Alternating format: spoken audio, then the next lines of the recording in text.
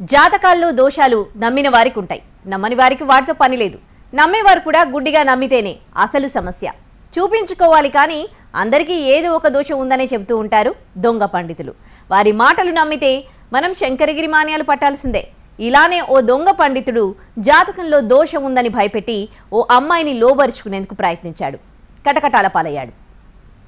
ఇతడి పేరు రామ్ కిషోర్ జోషి.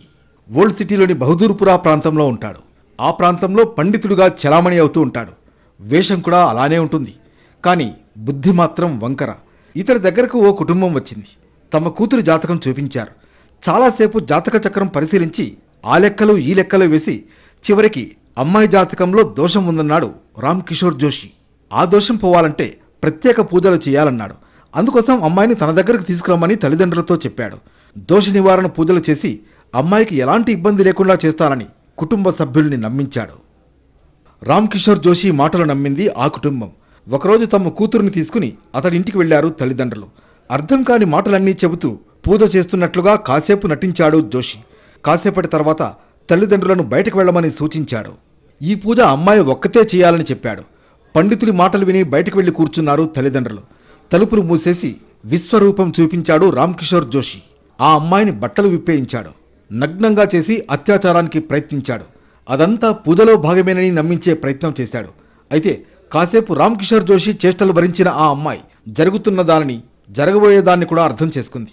దాంతో కేకలు వేసింది. అమ్మాయి అరుపులు విని బయట ఉన్న తల్లిదండ్రులు తలుపులు తోసుకుని లోనికి వెళ్లారు. అక్కడ పరిస్థితి చూసి ఏం జరిగిందనే విషయం వారికి అర్థమైంది. అమ్మాయిపై అత్యాచారం చేసేందుకు రామ్ కిషోర్ జోషి ప్రయత్నించినట్లుగా గుర్తించిన తల్లిదండ్రులు వెంటనే పోలీసులకు సమాచారం ఇచ్చారు. పూజ చేసేందుకు ఆయన దానికి కావాల్సిన సామాగ్రి తెచ్చుకోమంటే వాళ్ళు తీసుకొచ్చారు. తీసుకొచ్చిన తర్వాత వాళ్ళ అమ్మాయికి పూజ గురించి దోష నివారణ గురించి అని చెప్పేసి ఆయన అబ్యూజ్ చేయడానికి చేశాడు. అబ్యూజ్ చేశాడు. దాని మీద మనకు ఫిర్యాదు రాగానే కేసు రిజిస్టర్ చేసి అతను అరెస్ట్ చేయడం జరిగింది. కోర్టులో ప్రొడ్యూస్ చేశామండి. వెంటనే స్పాట్కు చేరుకున్న పోలీసులు కామ పూజారి రామ్ కిషోర్ జోషిని అరెస్ట్ చేశారు. అతడి వయసు 54 ఏళ్లు. కోర్టులో హాజరుపరిచిన తర్వాత రామ్ కిషోర్ జోషిని రిమాండ్కు తరలించారు. అయితే ఇతడిపై ఇప్పటిదాకా ఈ ఒక్క కంప్లైంట్ మాత్రమే వచ్చిందని పోలీసులు చెబుతున్నారు. పూజ పేరుతో అమ్మాయితో అసభ్యకరంగా ప్రవర్తించిన కామాంధుడు ఇప్పుడు కటకటాల్లో ఊచలు లెక్క పెడుతున్నాడు.